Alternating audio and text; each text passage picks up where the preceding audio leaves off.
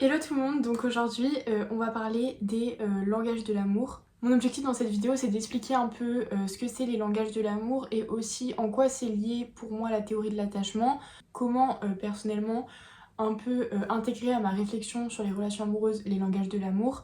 Ça m'a permis de mieux communiquer et entre guillemets de mieux aimer, en tout cas que ma relation se passe mieux. Je rappelle, et c'est hyper important de l'avoir en tête, que je ne suis pas psy, que la théorie des langages de l'amour, elle est quand même aujourd'hui vachement remise en question et discutée. Donc faut pas prendre au pied de la lettre ce que je dis, ou même ces théories-là qu'on peut souvent voir sur TikTok. C'est à vous d'aller faire vos recherches sur des sources scientifiques, je pense notamment à Kern, ou n'importe quel article scientifique, ou littéralement aller consulter et poser des questions à votre psy. C'est totalement possible. C'est juste que je trouve que c'est une approche qui est quand même assez intéressante pour avoir les bases de la communication dans un couple. Donc c'est une théorie, les langages de l'amour, qui à la base est développée par Gary Chapman, du coup, dans son livre sur les langages de l'amour.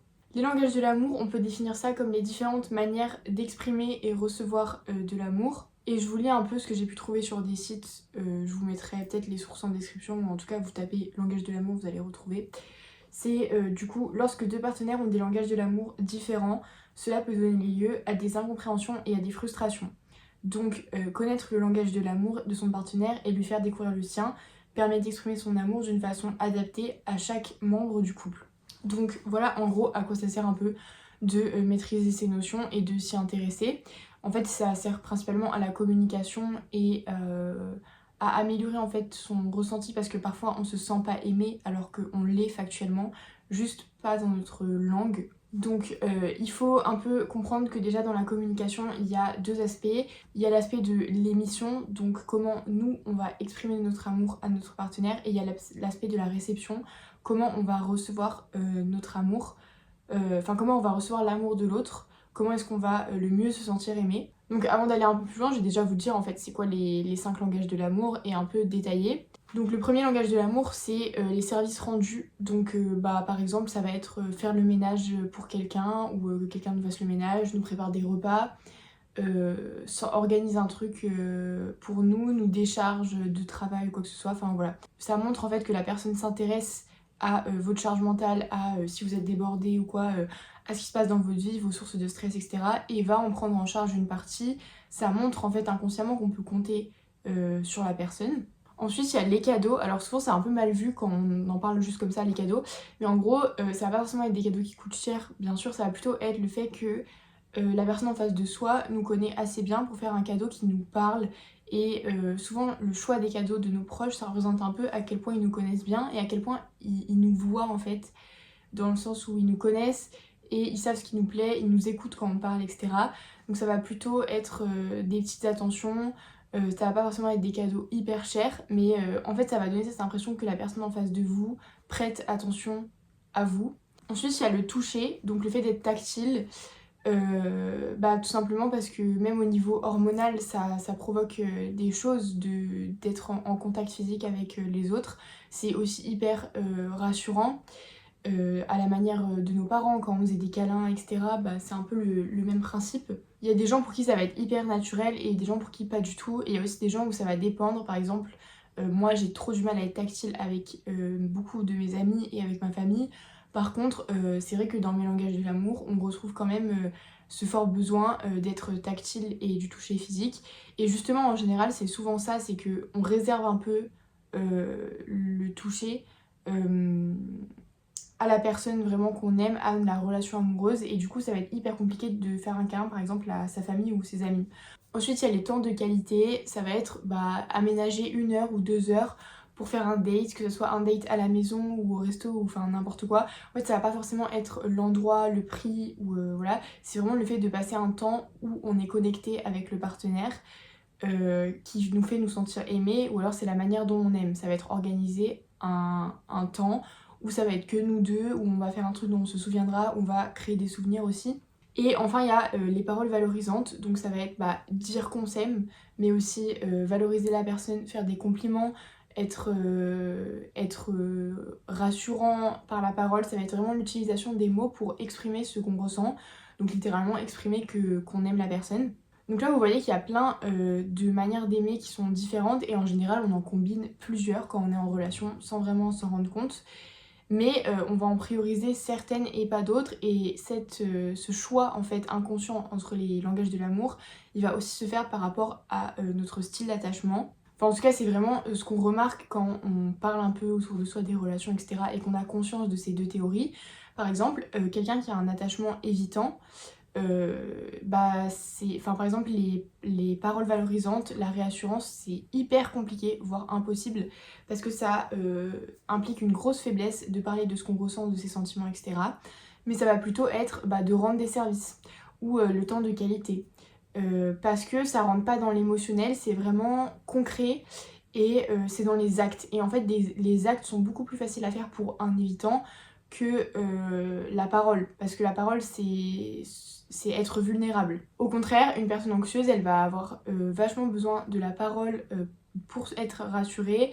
Elle va totalement pouvoir rentrer dans la partie émotionnelle de l'expression de l'amour, notamment le toucher. Alors le toucher, c'est un peu ambivalent parce que on voit des évitants qui sont hyper tactiles. Mais par exemple, le fait de faire l'amour, donc même les pratiques comme le tantra, etc., enfin la sexualité de manière hyper connectée et tout, qui en fait c'est de l'émotionnel qui s'exprime par le physique, mais c'est vraiment de la connexion mentale et ça peut être hyper compliqué pour un évitant, alors qu'au contraire un anxieux il va grave rechercher ça parce qu'il va chercher constamment à se rassurer par la parole, par le toucher etc. plutôt que par les actes etc. Après là je fais des grosses généralités par rapport à ce que j'ai remarqué, ce que j'ai pu lire etc. par rapport à moi aussi, mais j'ai l'impression que c'est quand même une règle qui s'applique assez souvent dans les relations. Et du coup, souvent le problème des relations amoureuses, c'est qu'on n'a pas forcément les mêmes langages de l'amour, que ce soit dans l'expression ou dans la réception. Et du coup, on peut se retrouver avec l'impression de ne pas être aimé par son partenaire, alors qu'en fait, juste il nous aime, mais pas dans notre langue. Du coup, en général, on va demander des efforts au partenaire en disant écoute, je me sens pas trop aimée dans la relation, j'ai l'impression que tu prends pas le temps pour moi, je me sens pas reconnue, etc. Et on va pas avoir cette discussion sur les langages de l'amour et du coup le partenaire va faire des efforts mais dans sa langue encore que nous on n'aura pas vraiment conscientisé, qu'on n'aura pas appris à parler en fait, à lire et du coup on va encore se sentir pas aimé alors que l'autre fait des efforts et souvent ça mène presque à la rupture quoi parce qu'il y a cette impression que l'autre ne fait pas d'efforts alors qu'en fait l'autre est au max de ses efforts. Donc je pense que la première étape c'est un peu d'identifier comment nous on aime et comment on aime être aimé.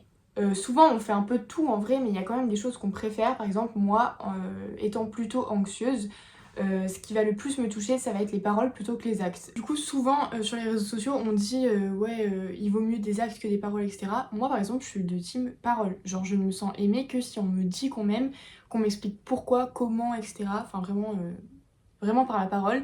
Et les actes, j'ai appris petit à petit à y voir un je t'aime en fait déguisé dans des actes, des services rendus, etc. Mais avant c'est un truc dont j'avais pas du tout conscience et je m'en foutais. Enfin j'étais en mode ouais cool, genre ouais cool, tu t'as fait le ménage chez moi, ouais cool. Mais je m'en fous, enfin moi j'ai envie d'une déclaration d'amour très type film romantique. Moi ça va être aussi beaucoup les cadeaux parce que en fait j'aime qu'on m'écoute, qu'on me pose des questions. Encore une fois, ça passe vraiment par la parole. J'aime que les gens que j'aime, justement, je sens qu'ils me connaissent en fait. Et que justement, du coup, ils m'aiment pour ce qu'ils me voient de moi. Et que ce qu'ils voient de moi, c'est vraiment ce que je suis. Je sais pas si c'est très compréhensible. Comme je le disais, moi je portais pas du tout attention au service rendu, surtout au service rendu en vrai, mais aussi au temps de qualité. Genre j'étais en mode cool, mais pour moi ça voulait pas dire je t'aime vraiment. Et du coup, il y a tout ce travail à faire de prendre conscience que si en fait, ça veut totalement dire que la personne t'aime, elle exprime son amour comme ça, et c'est autant valable, et il n'y a pas forcément de hiérarchie entre les langages de l'amour. Et donc l'important c'est d'avoir cette discussion avec son partenaire et aussi soit essayer d'aimer différemment. Genre oui, du coup moi je vais aussi donner beaucoup plus par la parole, je vais beaucoup plus véhiculer ce sentiment d'amour etc. par le toucher, même par les cadeaux au final pas trop, genre c'est pas trop mon moyen d'émission, c'est plutôt mon moyen de réception de l'amour. Mais ça va plutôt être dans les paroles valorisantes, dans le soutien émotionnel etc. Mais en fait ton partenaire c'est pas forcément ce qu'il cherche, en tout cas en priorité. Donc il faut aussi un peu apprendre à parler la langue de l'autre et essayer de s'exprimer à travers d'autres langages. Donc c'est aussi apprendre à rendre des services, etc. Parce que du coup c'est comme ça que l'autre va se sentir aimé. Si lui c'est sa manière de ressentir qu'il est aimé, et il faut faire un effort un peu des deux côtés pour qu'en fait chaque partenaire apprenne à réceptionner et à émettre dans chaque langage de l'amour, ou en tout cas dans les langages de l'amour qui vous sont pas communs à la base. Du coup voilà, c'était une vidéo un peu plus courte parce que j'avoue je voulais vraiment rester dans ce que je connaissais et ce que moi j'avais vécu et ce que j'avais un peu conscientisé au fil de tout ça. C'est une discussion qui est vraiment encore une fois super intéressante à avoir avec son partenaire et même à réfléchir pour soi-même, c'est quoi mes langages de l'amour? Ok, mais pourquoi? Ça veut dire quoi de moi? Par exemple dans mon cas, pourquoi est-ce que j'ai toujours besoin de paroles de réassurance, pourquoi j'ai toujours besoin de passer par les mots, etc. On va pas se mentir que c'est aussi beaucoup à cause des films romantiques sur lesquels j'ai beaucoup fantasmé, etc. Genre moi, my dream c'est d'avoir une relation épistolaire.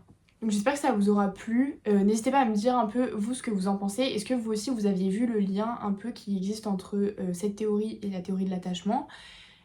Qu'est-ce que vous en pensez? C'est quoi vos langages de l'amour? Et est-ce que aussi, si vous avez déjà eu cette discussion avec votre partenaire, est-ce que ça a débloqué des choses, etc. Parce que ça serait hyper intéressant de voir, pas que mon expérience, mais la vôtre aussi. J'espère que ça vous aura plu, et je pense que je reparlerai un peu de ces sujets plus en profondeur, mais c'est déjà un truc sur lequel j'avais réfléchi, et que je trouve qui est vachement intéressant à partager. À bientôt!